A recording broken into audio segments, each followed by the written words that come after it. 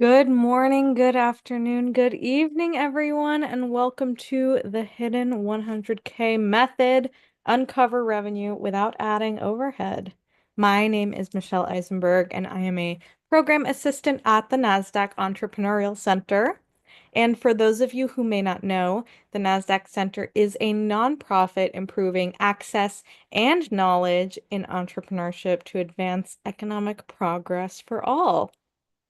And so, as you will see in the chat in just a moment, the NASDAQ Center provides programs, resources, and exceptional mentorship to help entrepreneurs fuel prosperity no matter where their journey begins.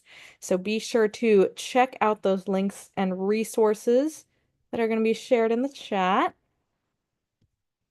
And we're going to launch a few polls just to step back, take a temperature gauge on how everyone is doing today. And we use this information to guide the programs we provide for this global community of entrepreneurs. So if there are any specific topics or challenges you would like us to create resources for, please feel free to share them in the chat. And just a couple of quick housekeeping notes before we get started. First, let us know where you are dialing in from by dropping it in the chat. We'd love to see where everyone is joining us for our time together today. And second, we are going to have a live Q&A at the end of the event, so please feel free to submit your questions at any time using the Q&A function at the bottom of your screen, and we will do our best to get to as many as we can. Now, while you are answering these polls, I would like to just take a moment and recognize the incredible support of our corporate partners.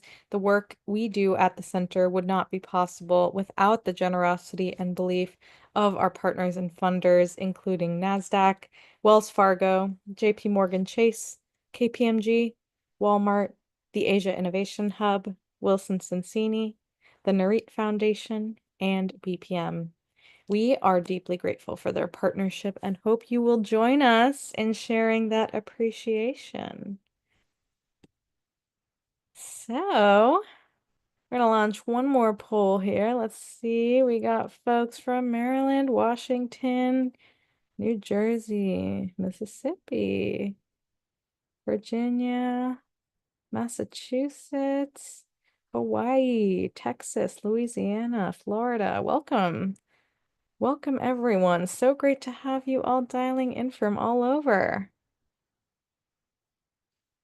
Awesome. We'll give it just another minute. Kenya, welcome. Welcome from across the pond. Awesome. All right.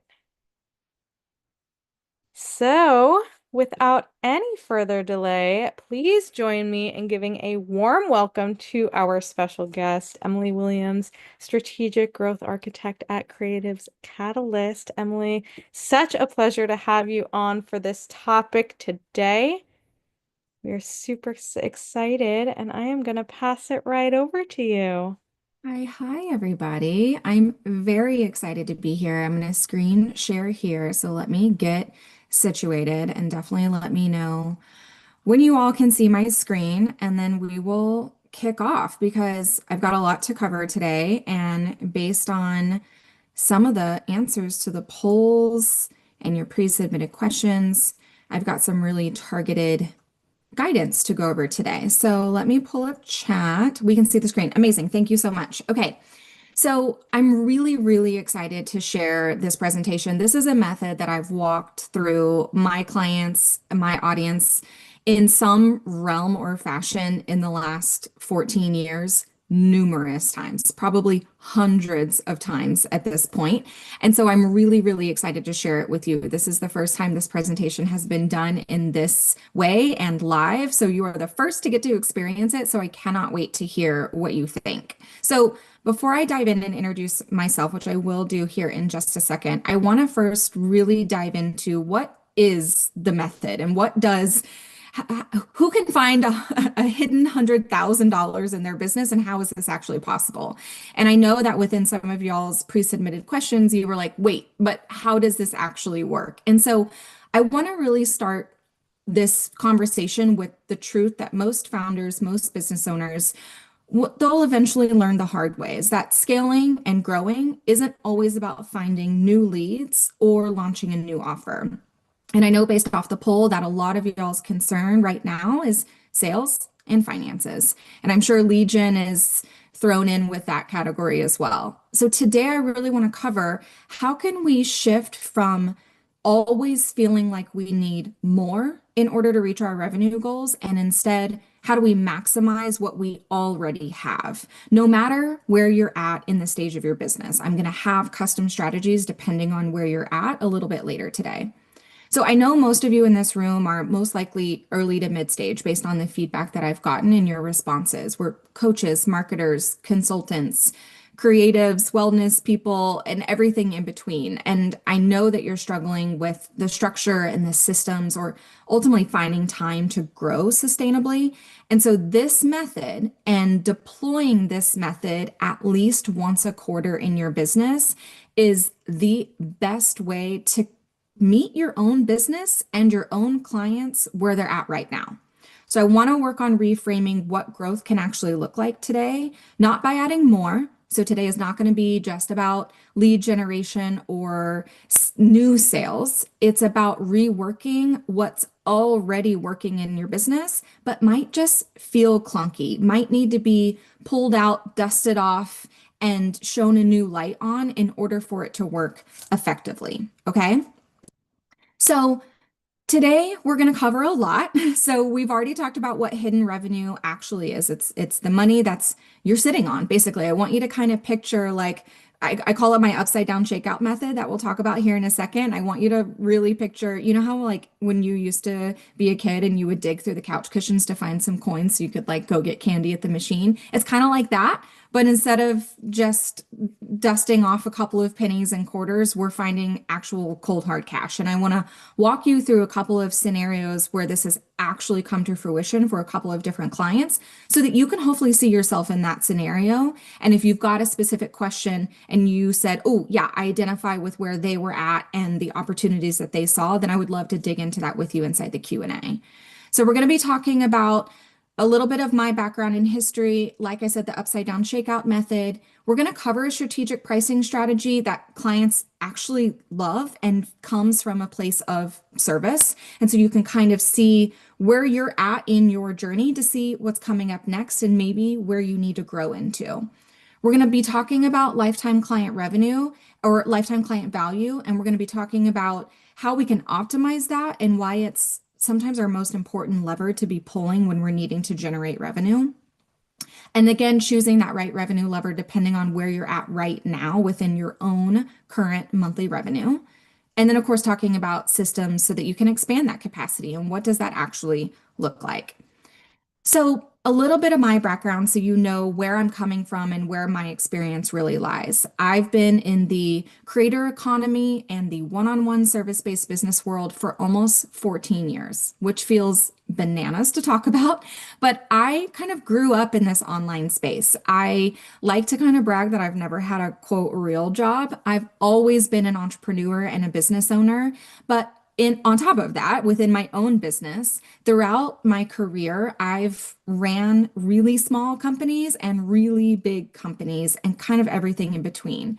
I co-founded an agency that scaled pretty massively, where we served over 30,000 paying clients and customers, which is bananas.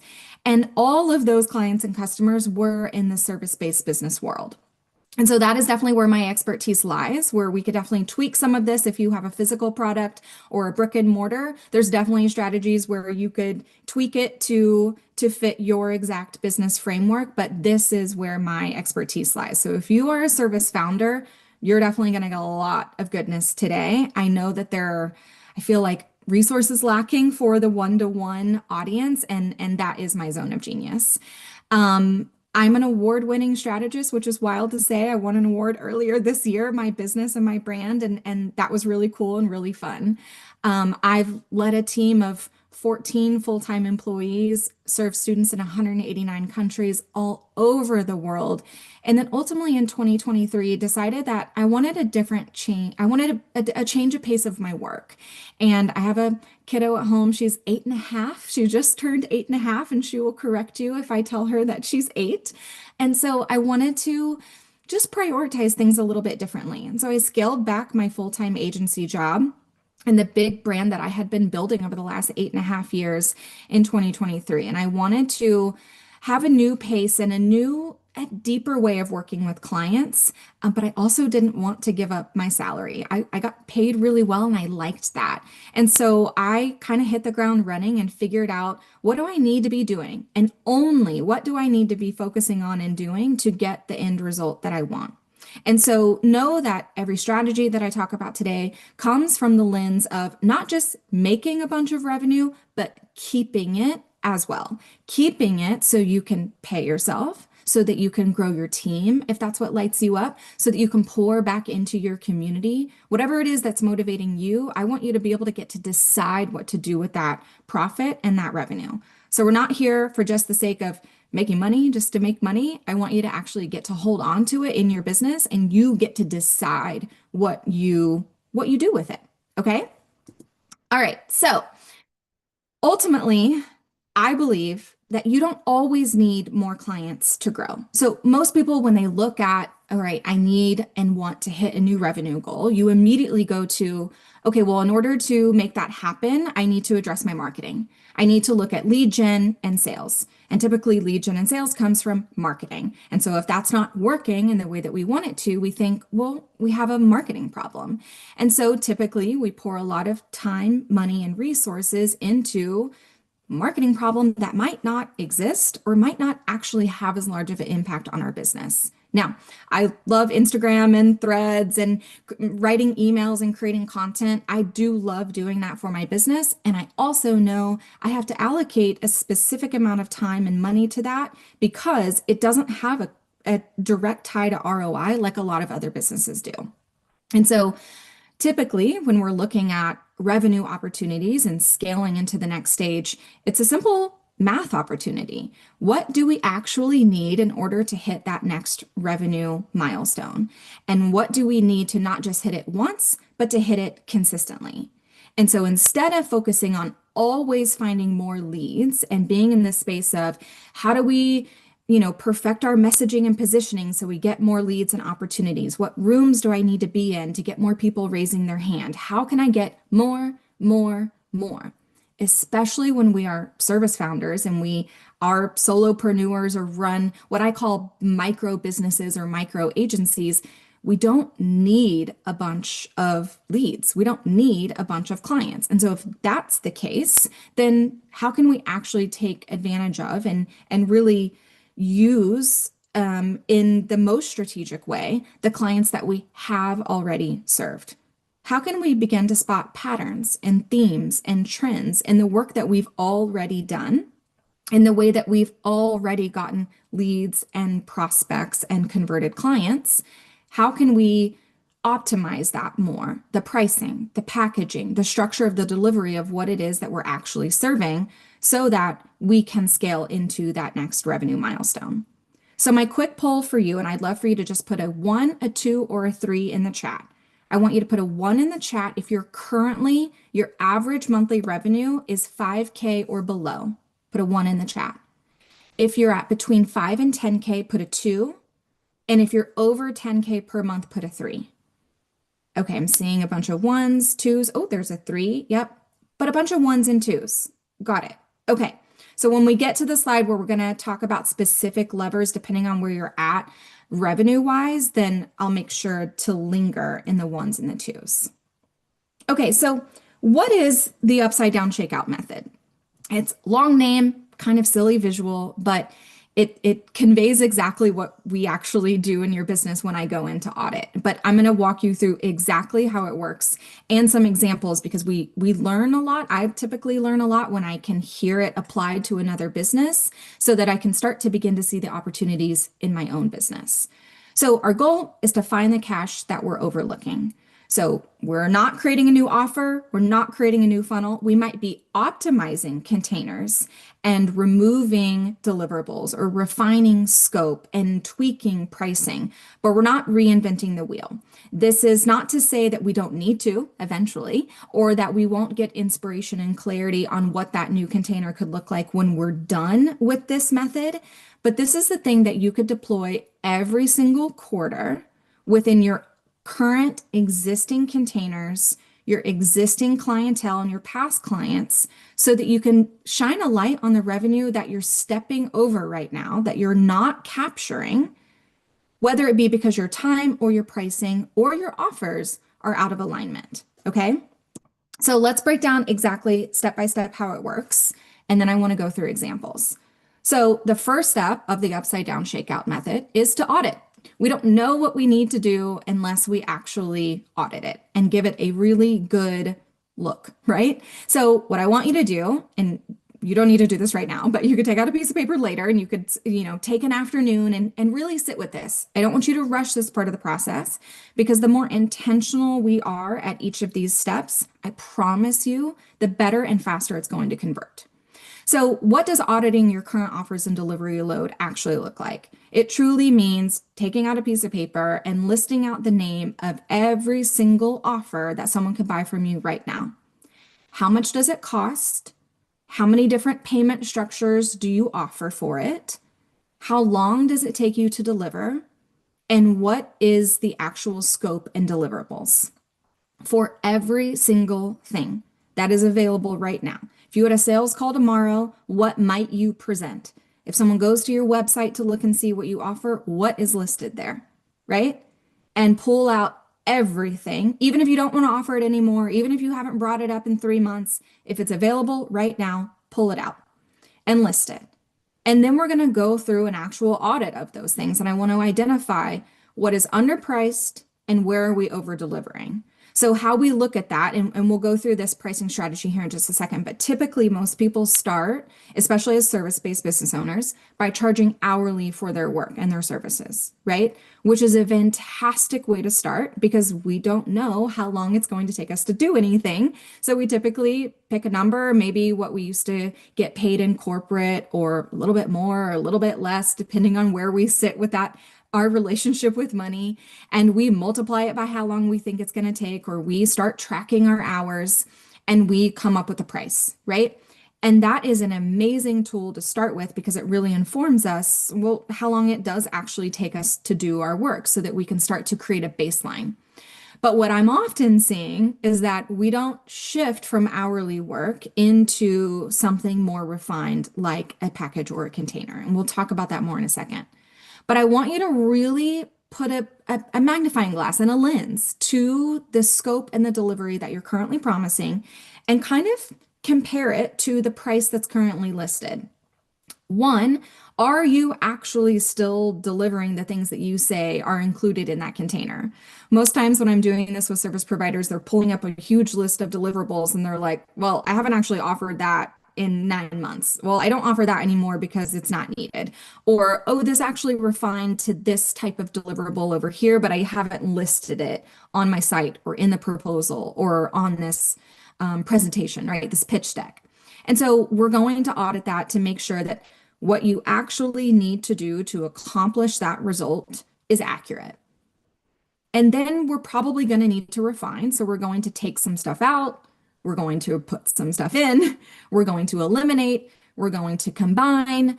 We're going to really sit with the question. And this is what I like to ask every single one of my clients who are trying to decide what actually needs to be in this container. If you could pick one result for your clients to get after they go through that container with you, what would it be? Just one result, what would it be? Now, are the deliverables in the scope that are listed inside of that container in alignment with achieving that result? And if not, let's cut it. If not, do we need to refine it? Do we need to shape it? Do we need to tweak it somehow so it actually helps the process instead of just making it clunky? So then once we refine, eliminate, change and edit prices, which I'll go into more detail in just a second, then we're actually going to reactivate our past clients or upgrade our existing ones into new containers. Okay. And so I want to walk you through exactly what that looks like. But quite literally, I mean, when we audit and tweak our packages and containers, we're going to reach back out to past clients who might be a great fit for the refined container and hop on the phone with them, take them to coffee, send them an email, whatever is the best way for you to communicate with that particular person. And we're going to actually offer it to them.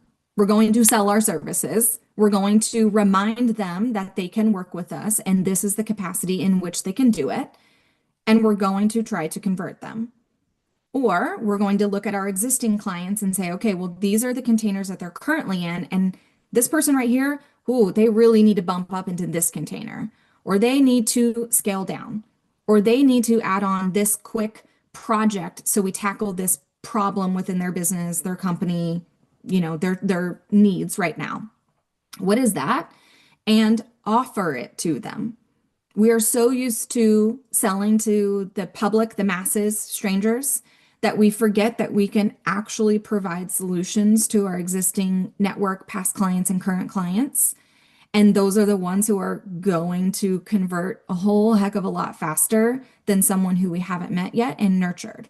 And so this is really, really, really helpful to deploy the first month of every quarter. It's my favorite thing to do because it sets up that quarter with a really nice, beefy cash injection month one.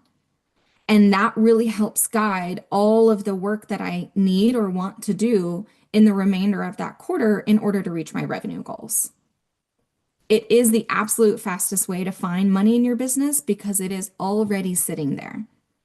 I come from the philosophy, especially as a service-based business provider, that selling is serving and offering my services as a solution to someone's problem is a kind thing to do. It is an act of service in and of itself. I'm in the service business. I care to serve and provide solutions. And I would do a disservice to my clients or my past clients if I didn't let them know that I could be someone who could help solve their problem. This is when it comes really helpful to track your past clients and follow up with them, follow them on social media, sign up for their newsletters, still be in their world so you can understand what are they working on, right? And I'm going to give you some clear examples of what this could look like here in just a second. So let's talk about that. So I want to walk through 4 different examples, not just so I can brag about my clients, but partly because I think they're really cool and they've done incredible work. But so you can start to see yourself in one of these 4 scenarios. And I would love to hear, just you can name them in the chat if it sounds like this is the opportunity that you might have, and we can dig into it more inside the Q&A. So Bonnie is the founder of a marketing agency. All right. So marketing collateral, social media, ads, organic and paid, all of it, right? Her problem was when we went in and audited her offers because she needed a cash injection. She was at capacity. She wanted to hire another team member and she couldn't afford it. And so, okay, where can we find that money, right? Not just now, but that could carry you to pay for that person's salary. So I went in and audited all of her offers. Turns out she, like everyone, starts hourly. But the problem is that those first initial clients that signed on with her year one, she hadn't raised their rates. She hadn't changed their pricing structure from hourly to package or retainer. She was still getting paid astronomically cheap prices for services that she didn't even offer anymore, that she didn't even really find herself in alignment with anymore. So we did a pricing audit and increase. I helped her craft out a game plan to communicate that pricing increase to her existing clients. We refined scope. We raised those rates where the value had increased because Bonnie's value had increased, right? She now had a team who was serving her clients and not just her. She had years of experience, not just months. And so that needs to match the value and the pricing that she was delivering, right? And so ultimately what happened, we worked together on this process for 6 weeks and she unlocked $66,000 in contracted revenue in just those 6 weeks. So not cash collected, but signed contracts over the course of, months in that following year, that calendar year, from existing clients. These weren't even past clients that we engaged. These were just existing clients who were on her roster. And this was a couple years ago, but if I'm remembering correctly, we ultimately reached out to I think 11 or 12 existing clients. I think one or two of them ended up not renewing their services because of the price increase, but because of everyone else who increased their prices, got a better delivery, better scope, better time working with Bonnie and her team, they stayed and ultimately rolled into 66K in contracted revenue, which is bananas. Okay, so another example, Natalie, she's a visibility coach. She helps people get interviewed on podcasts, but so they can specifically land a client from those interviews. So her problem when she started working with me was that her prospects were stalling at the decision point. So she had a variety of containers and they were entering analysis paralysis and didn't know which one to move forward with, which one was going to get them the result that they wanted. So when I went through her audit and I asked her, what result does this container get? What result does that container get? And ultimately what she found out was we had a group container and a one-on-one intensive is ultimately what we were looking at. And people were debating between one or the other. The group container was cheaper than the one-on-one intensive, so they wanted that one because of the price point, but they weren't so sure that they were going to get the result that they knew the one-on-one intensive could get them. But they were stuck in making a decision because the offers were competing against each other.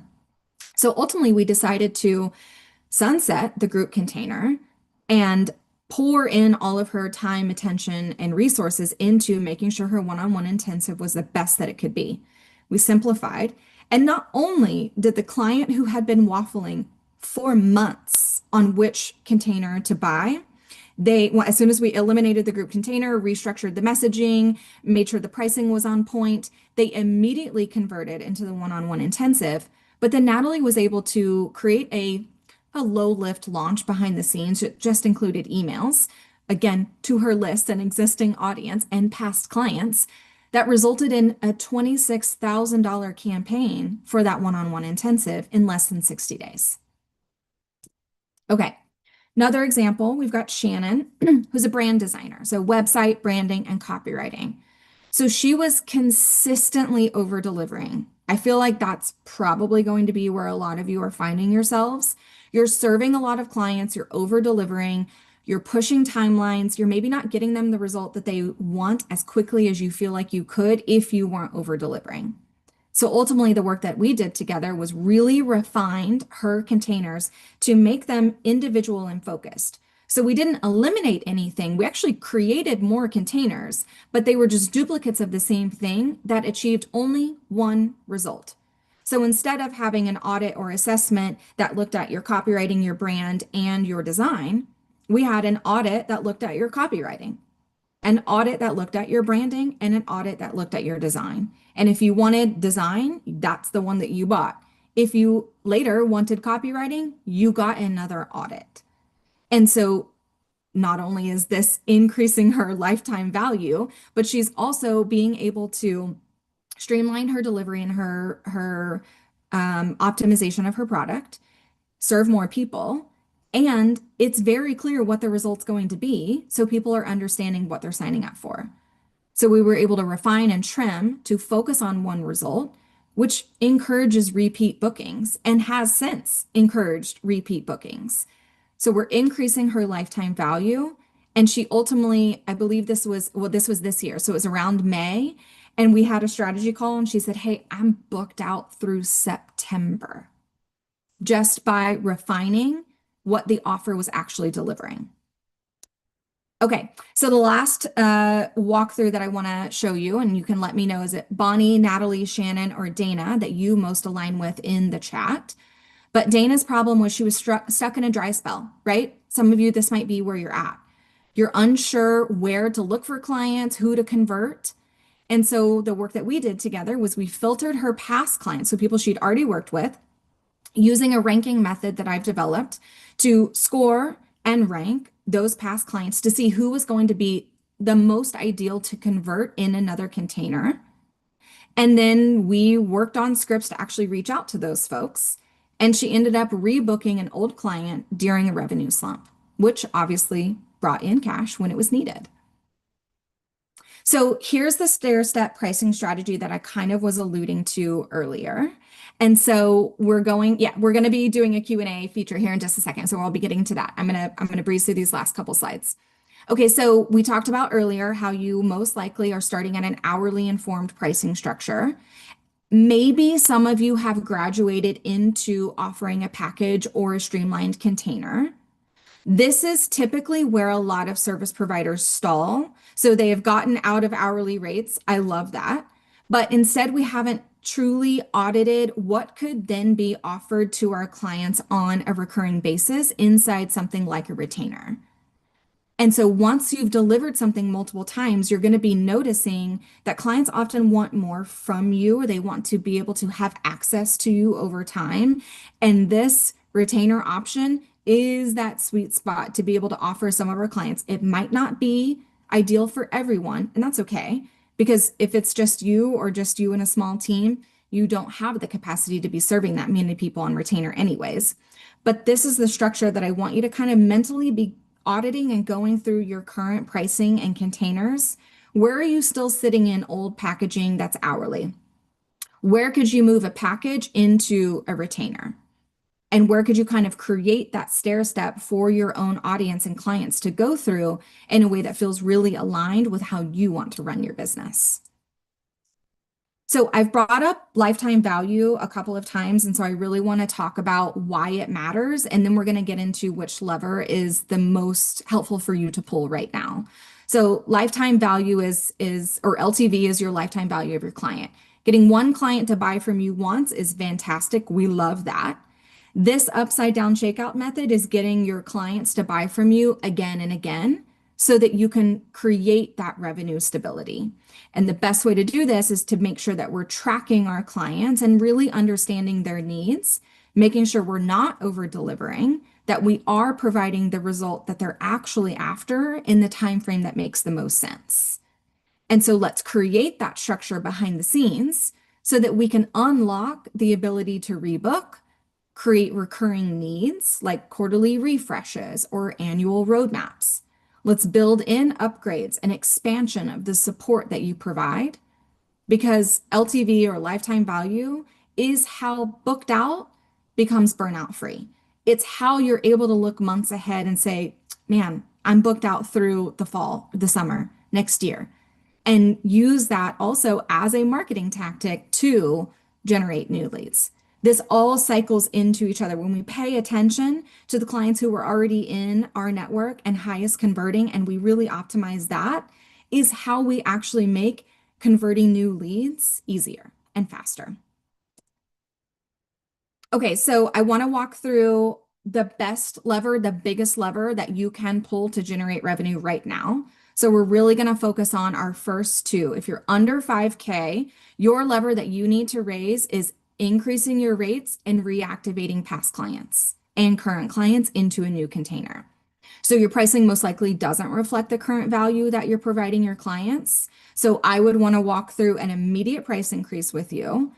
And then structuring scripts and a communication timeline to your past clients and your current clients to figure out what does the staircase pricing strategy need to look like in order for them to move into the container that is most aligned with how you're showing up right now. Now, if you're between that 5 and 10K, which was the majority of the rest of you here, the lever that I want you to pull is simplify and standardize. So you're probably having too many offers. So like Natalie, right? We were cannibalizing our own offers. We were confusing our prospects and over delivering completely, right? So I want you to focus on streamlining into 1 to 3 core services, eliminate that offer friction. So having it be very clear about why is this container needed instead of this container based on your client's desired outcome. And then ultimately focusing on systemizing that delivery so you can increase your capacity without needing to expand your team. Now, if you are one of the threes that commented, if you're over that 10K month, the lever I want you to pull is expand your lifetime value and create retainers. So you don't need more clients. You need to add more value per client. So, what is the retainer model that's going to make the most sense for you? What is the pricing structure? How can it be a no-brainer for someone to continue to pay you month over month over month for a service and create those client pathways for them to for it to be an obvious next step solution? And if you have a hard time identifying, if you've tried a couple of these and it still hasn't been quite enough, then we need to go back through that chase the breadcrumbs and really, really audit not just pricing and scope, but delivery time, profitability, and really spot where that energy leak is so we understand, okay, what do we need to optimize from here?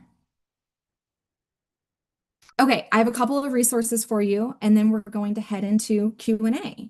So if you want to hear exactly the roadmap that I followed when I left my agency position, went out on my own, and ultimately replaced my six-figure salary within 6 months, this is the roadmap that you can listen to it all. It's a private podcast, and it's just a handful of episodes that are really, really tangible. You can unlock it for free at creativescatalyst.com/roadmap. And it's my exact journey of what I did, what I charged, how I packaged my services, how I moved people through that pricing staircase, and ultimately replaced that salary within 6 months. Now, if that resource isn't enough, then I would love to stay connected over on Instagram, LinkedIn, YouTube, or Spotify. I'm launching a brand new podcast later this summer that I cannot wait to share with you all. But there are also a couple of other free resources at soldoutservices.com/resources. We've got the 15-minute clarity call method if you need help with your clarity calls, your discovery calls to understand the root problem that your prospects are having so you can present them with a solution that feels like a no-brainer. If you want the rate refresh script, so how to actually communicate with your clients that their rates are increasing, there are 14 done for you templates where you can plug and play your own branding and language. Or you can get the quick connect video script. So this is a technique I've added to my sales call strategy that's created so much connection with my prospects that leave them really, really primed and ready when we get to the sales call. And then, of course, that 6 months to six figures private podcast. So thank you so much. I think we're ready to shift into Q&A. So I'm going to stop screen sharing and we'll dig into it. Awesome. Thank you so much, Emily. That was so amazing. And I know, so many of the questions that folks had kind of coming into the session were addressed. So thank you so much. Like those examples were fantastic. So let's dive in. I know we have a lot of questions here. If you are in the audience and you have a question, make sure to drop it in that Q&A box and we'll try to get to as many as possible. Yeah. I see one in the chat that I can address. Yeah, go for it. All my clients are on retainers, but we over deliver services to some clients because their lack of engagement in the process. Yes. Okay. So this is where I would really audit the delivery of your actual container and service. So typically, when there's lack of engagement, how I read that is a lack of communication on how to engage. And so, have we guided our clients really fluidly and really obvious in how they can actually get support from you? What does that look like? Are there office hours? Well, what are they and how do they use them? Do they submit a support ticket? Well, what does that look like and how can they do it? Do they communicate with you on Slack or email or in Notion? What is the tool and the software? And have we really onboarded and communicated properly how they can actually engage? What type of questions can they ask? When they can expect to hear from you? How to actually use you? I had to create this in my own system for retainers because clients were like, okay, I want to keep working with you, but I don't know what else to ask you. And I'm like, oh my gosh, I'm so sorry that I didn't do my due diligence to make that really clear. Here's what you can use me for. And I literally created a guide on here's what to use me for. And it's pinned in my community Slack channel. So they know exactly, not here's the exact question to ask, but it gets them thinking. If you have Yeah. this type of problem, here's what you could ask. Mm-hmm. Mm-hmm. Yeah, yeah, really, really helpful and goes back to that kind of communication aspect. And it's kind of going to look different for everyone. But really great. Awesome. Yeah. What's your guidance on retainer options length timeline? Yeah, great question. So typically, it kind of depends on what are the KPIs and results that you're able to tie directly to your retainer. So A client's going to most likely want to keep giving you money month over month over month if they can see the ROI of that, right? It's really easy for a business owner to say, okay, I want to buy your services for a specific container and project. We're going to achieve website design, right? I know at the end of the day, at the end of our project, I'm going to get a website. That's very obvious to me. It's very clear. But why would I want to keep paying you month over month over month after getting a website from you? Well, you might say, I'm going to keep providing SEO services and I'm going to rank, 10 keywords on page one for you. I'm going to create a resource library where all of your blogs or your videos or your resources live. So it's super easy for people to find you. I'm going to whatever, right? Whatever a website designer might want to provide. And so connect the ROI to their actual goals in business. Hey, remember that you told me that organic visibility is a big goal of yours this year. And this is why having someone like me on your team is going to help facilitate that. Now, then you get to kind of decide how long, as the expert, how long do you think it's going to actually take to achieve those goals? Some of my retainer clients I've had for over 3 years. They pay me every single month, and we're not going away because strategy is always needed, consulting is always needed, analyzing the data and perfecting the copy and the messaging is always needed, and that's what I'm there for. Some of my clients who have a more condensed container, a retainer where yes, it's ongoing, but eventually this is going to come to an end. I like to advise them on creating a minimum of a 6-month retainer, but I would love for you to do something like 12 to 18 and kind of just go from there. Yeah, really interesting.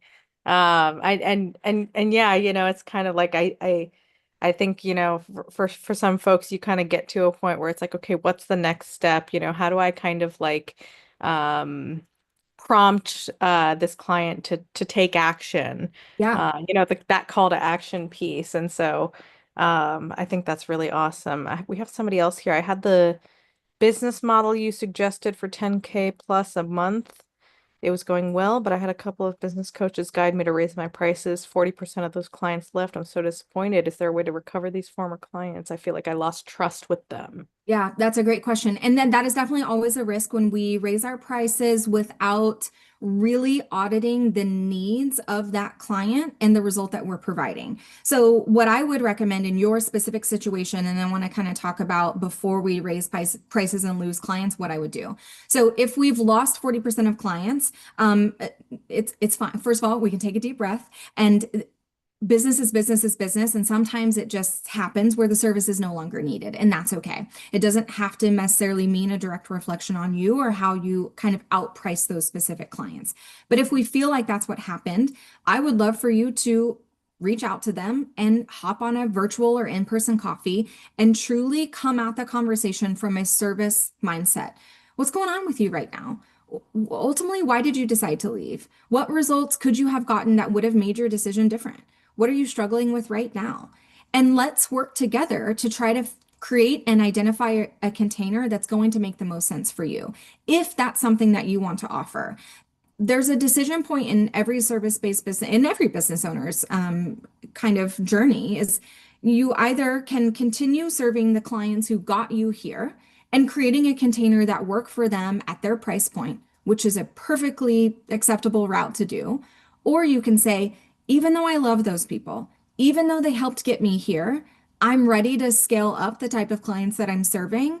And if I've outpriced that group of clientele, that's okay. I just need to go get in rooms where there are different levels of clientele because there's a client at every single revenue level, no matter what. And you have to kind of decide which lever are you most in aligned to pull. Now, in order to prevent this from happening for other folks, the reason why, like I said at the very beginning, was the more time we spend on being very strategic and intentional about this method and this process prevents instances like that from happening. A lot of work that I do behind the scenes when we're auditing prices isn't just looking at your containers and saying, hey, let's 10x the price and whoever can afford it just can't afford it. That's not how I like doing business. Part of investigating pricing strategy is also doing market research on who are you serving, who do you want to serve, and what is their price max in their current space. And do you want to serve different people or do you want to stay serving these people? And there is an art to pricing and serving and deciding which audience you want to actually serve in that container. There's no wrong answer. It's just math, right? And so being very intentional about who they are, what are their actual budgets, what are their actual needs, and do a little bit more market research before we actually stick to a price increase and go all in with it. That can help prevent that. Part of the reactivation that I did with Bonnie specifically was, yeah, there were 11 or 12 people that we wanted to reach out to, but we didn't just send an email to all 12 people and hope they all converted. We ranked them of who's going to be the most likely to convert. We Mhm. reached out to like 1 to 3 people first. We got some yeses, we got some conversations, we calculated the new revenue that was generated, and then we went into the next batch. Bonnie Yep. needed to build her confidence to be able to raise her rates and have that conversation with everyone. So we needed a win first. We also needed, okay, well, if we talk to the next batch of 5 or 6 people, if some of them don't renew, we're actually okay because of the projected revenue that we've already secured with the people who did say yes. Mhm. Love that. Love that. It's kind of this like slow down to speed up strategy. Exactly. Exactly. Um, It's my favorite thing. and and yeah, I love that you do acknowledge that it is going to look different for everyone. You Yeah, can you have to kind of make that decision for yourself of like that type of clientele that you're aiming to serve. exactly. Yep. So wonderful. Let's see. We've got a couple other questions here. Rashonda, we are a service-based business salon. We don't use a retainer. We do offer Oh, memberships. nice. Yeah. Any Okay. suggestions or for our scenario? Yeah, yeah. So with memberships, first, what I would do is really do an audit deep dive into what is your current churn rate and conversion rate. So of your people who you're presenting the membership offer to, how many people are converting? And then of the people who convert and who become a member, how long are they staying? Does it take them 3 months to fall off? 6, 9, 12? What is it? And it's those two pieces of information that are really going to guide you on what do you need then in order to get that membership to reach the revenue goal that you want it to be at. And so I would ask yourself, okay, we're going to introduce a membership, or we already have, and I want the membership to bring in on its own 10K per month, right? Or whatever number it is for you. Okay, we'll look at your current stats. And if you've got a low conversion rate on the front end, you're presenting it and offering it to hundreds of people, but only 3 people have said yes, then I would really first address the messaging, the positioning, what's inside. Is it actually worth it? What do we need to shape and shift about this to make it more of a no-brainer so that we can increase that front end conversion rate? So then once we get that, okay, now let's look at churn. Are people dropping off after just 1 month? Or are they staying for 6 or 9 or 12? That's going to assess, okay, well, is there enough value here for people to keep staying? And do we need to tweak how it's presented, what's inside, what's available to them month 1 versus month 3? Can we gamify it a little bit? Can we unlock other resources? What needs to happen in order for them to stay? It just becomes a math game, and you just need to understand what section needs your attention first.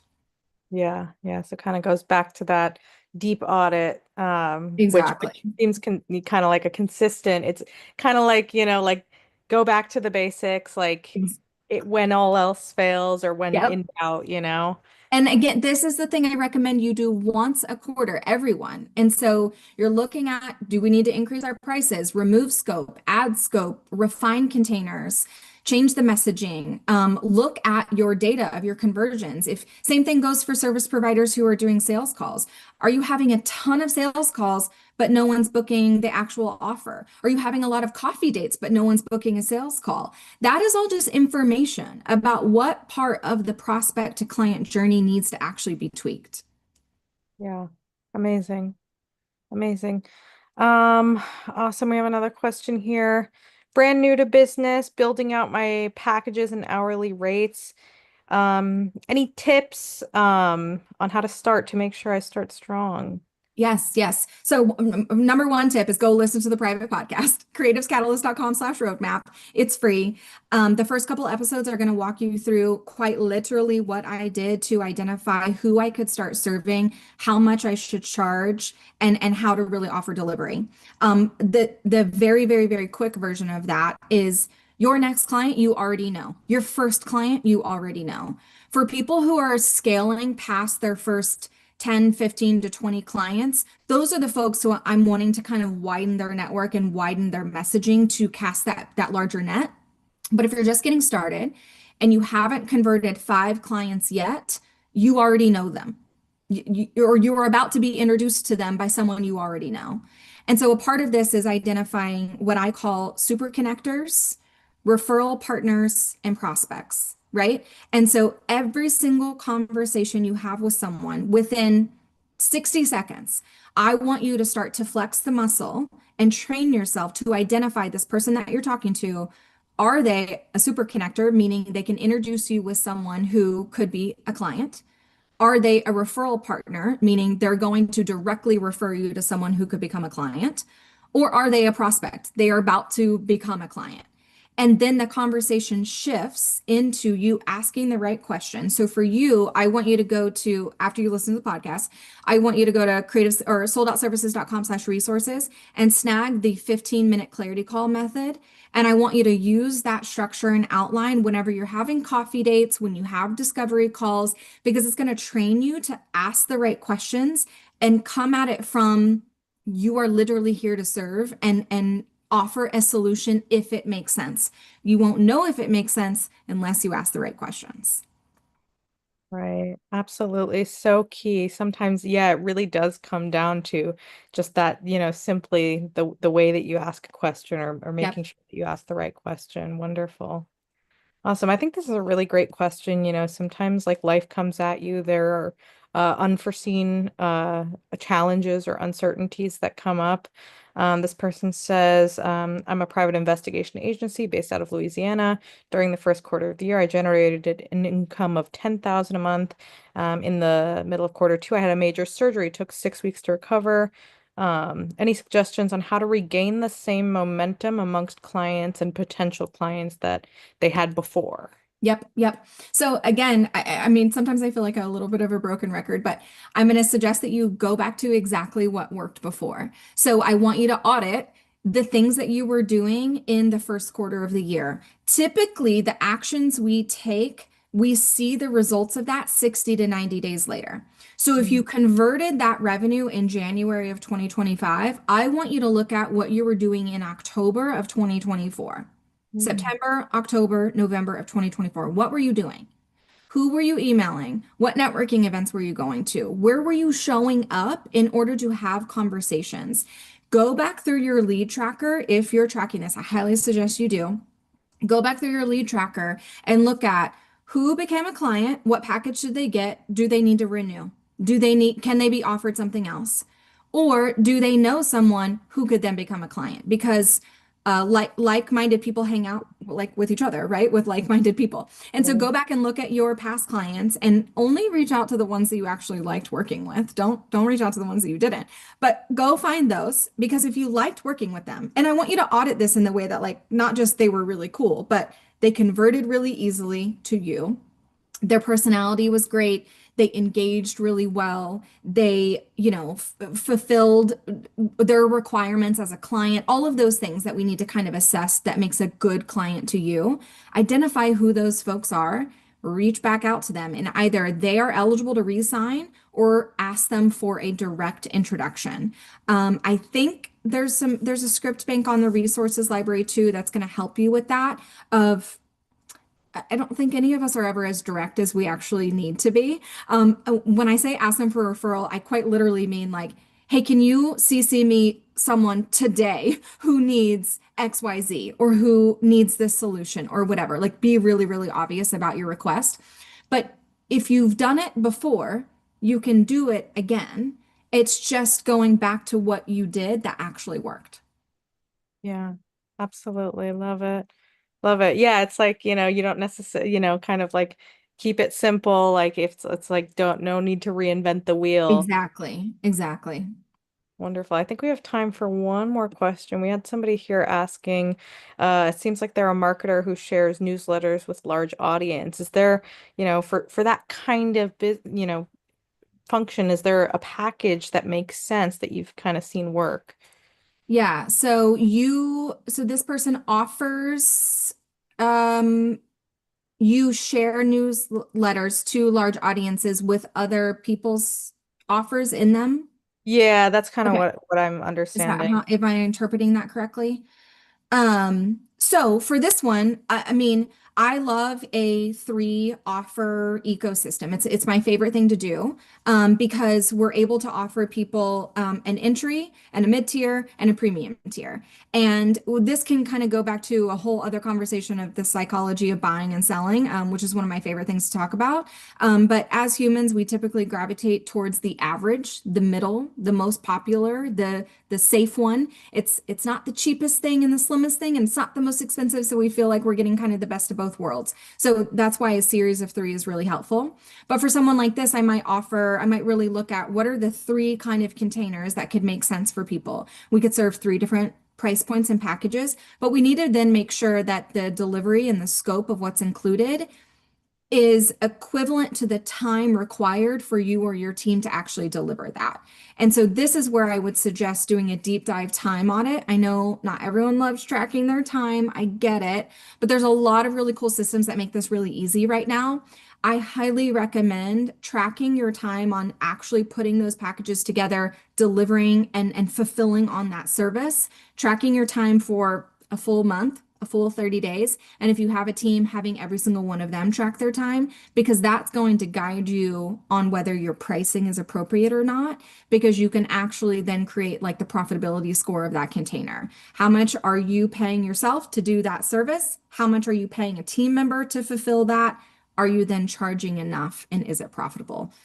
Most of the time, it's not. And so we need to assess the pricing. Really, really amazing. Emylee, this has been so Yes. wonderful. So many gems that you shared. If you had just one key takeaway or piece of insight you want to leave with the audience, what would that be? Track your data.